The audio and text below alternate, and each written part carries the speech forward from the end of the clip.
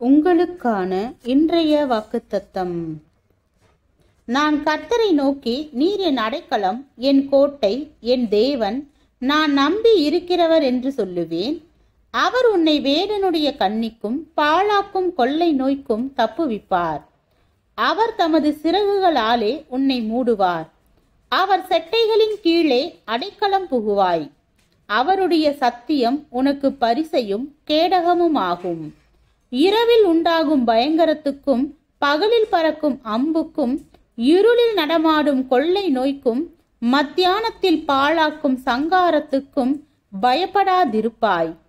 உன் பக்கத்தில் 1000 பேரும் உன் வலது புறத்தில் 10,000 பேரும் விழுந்தாலும் அது உன்னை அணுகாது.